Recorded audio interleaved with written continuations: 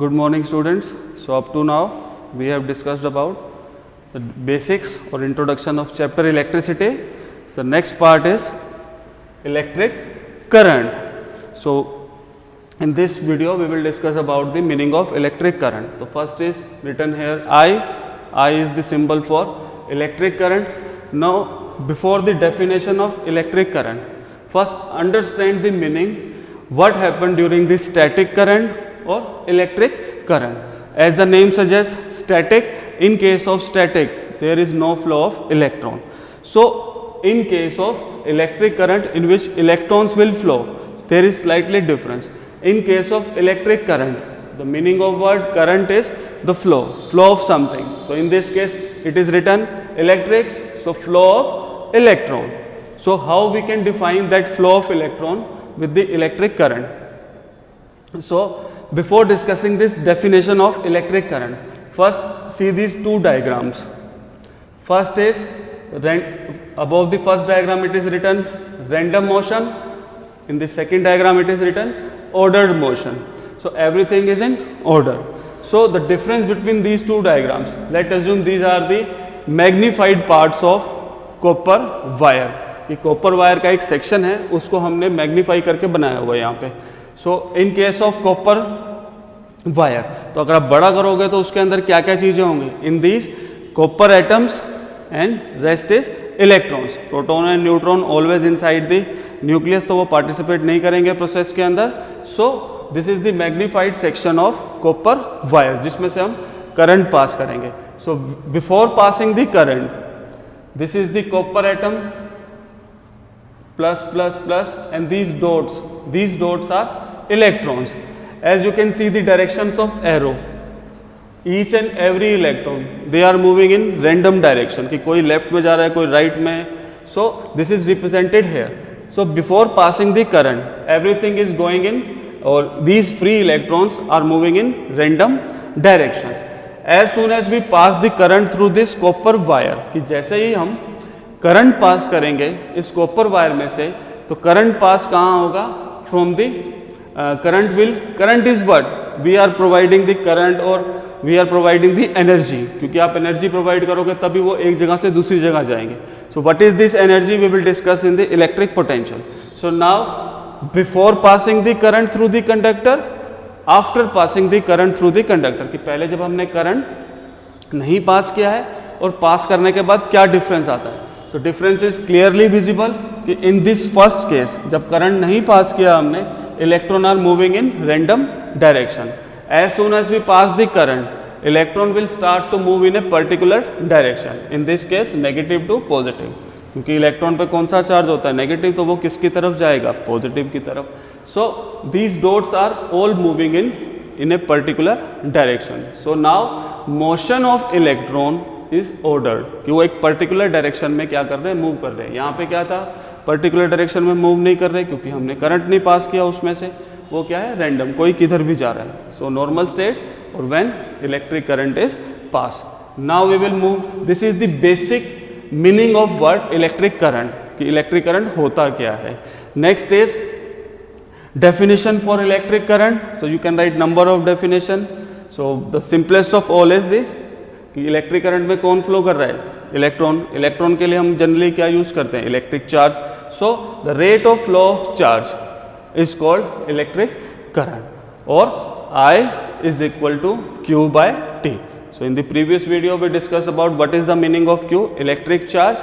I is equal to Q by T, or you can also write the meaning of word Q, NE by T. In few of the numericals you have to use this formula कि I is equal to Q by T. यहाँ पे हमने किया क्या है? Last module में हमने पढ़ा था कि Q का मतलब क्या होता है? N into E.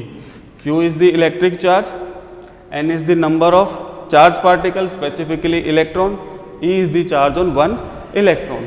So I is equal to NE by T. So I is equal to Q by T or I is equal to NE by T. Which formula you have to use? It will depend on the numerical or given parameters. Next is the SI unit of current.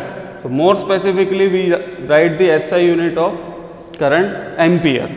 which is represented by the capital A. But in few of the 1 mark question in board exam, they generally ask derive the unit for current. So how we can derive? It is just to confuse you कि how we can derive the unit of current. So derive the unit of current. I is equal to Q by T. So Q is the SI unit for Q is coulomb, SI unit for time is second, coulomb per second. So 1 ampere.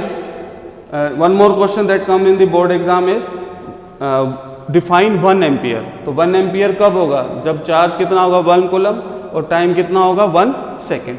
So 1 ampere mean when 1 coulomb of charge is passed through a conductor for 1 second. कि एक conductor है हमारे पास, let assume this is the copper rod, इसमें से हम current pass कर रहे हैं और कितना चार्ज पास हो रहा है 1 coulomb और कितनी देर के लिए 1 second के लिए.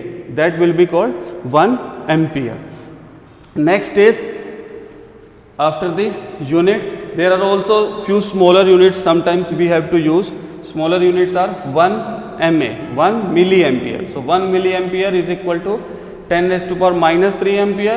1 microampere 10 raised to power minus 6 ampere. So this is what the meaning definition of current, unit of current. Now third is the questions that generally come in the board exam on this topic. What is the direction of electric current? So direction of electric current or conventional current. So the direction of electric current or conventional current is always from positive terminal to the negative terminal. Confusion कहाँ पे आएगा? Move to this diagram. तो यहाँ पे मैंने बताया था कि इलेक्ट्रॉन कहाँ जा रहे हैं? नेगेटिव से पॉजिटिव की तरफ. सो नेगेटिव से पॉजिटिव की तरफ जाते हैं, लेकिन यहाँ पे हम लिख रहे हैं कि पॉजिटिव से नेगेटिव की तरफ जाते हैं. तो ये रीज़न क्या है इसके पीछे कि जब करंट की डिस्कवरी हुई थी तो उस टाइम तक इलेक्ट्रॉन की डिस्कवरी नहीं हुई थी, तो उनको लगता था कि भाई पॉजिटिव एंटिटी है कोई जो एक जगह से दूसरी जगह पे जा रही है. तो उन्होंने फिर उसको इसलिए वर्ड यूज़ करते हैं कन्वेंशनल, कि जो पुराने टाइम में हम यूज़ करते आ रहे हैं. तो positive to negative terminal. Next is but जो एक्चुअल फ्लो होता है इलेक्ट्रॉन्स का या चार्ज पार्टिकल का, वो हमेशा कहाँ रहेगा? Negative to positive. और नेगेटिव टू पॉजिटिव वाले करंट को हम क्या बोलते हैं? Electronic current. So this is what all about the electric current. Now we will solve these two numerical based upon the given formulas.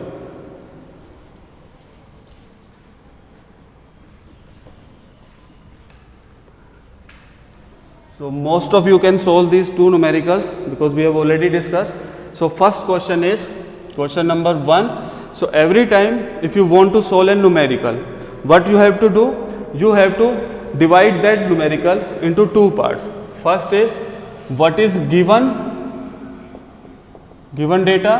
Next is what you have to find in a particular question. So read the statement.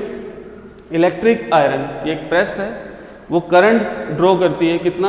0.5 ampere. तो first line में आपको क्या given है? I 0.5 ampere. When voltage is 200 volt, voltage is given V is equal to 200 volt.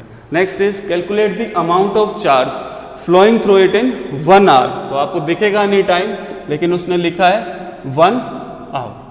So आपको क्या करना है? What you have to find out? Calculate the amount of charge. तो Q you have to find out. So what is given? I is given, time is given. There is no use of voltage. So by using this formula, I is equal to Q by T. Q किस में होता है? Coulomb में. Time किस में होता है? Seconds में. तो पहले आपको यहाँ पे 1 आवर को सेकंड्स में कन्वर्ट करना पड़ेगा, और वो कितना होता है? 3600 seconds. So by using this formula Q is equal to I into T. So Q is equal to what is the value of I? 0.5 into 3600. So after solving this the value will be 300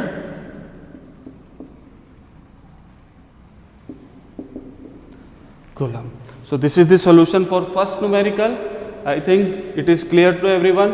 Next is numerical number 2. The statement is written there. Question number 2. What is given? Calculate the current. So what we have to find out? Current in a wire if 1500 coulomb. So charge is given 1500 coulomb is passed through it in 5 minute, तो time is given 5 minute, तो इसको आपको क्या करना पड़ेगा, seconds में convert करना पड़ेगा, तो 300 seconds. So by using this same formula I is equal to Q by T. तो 1500 बाय 300,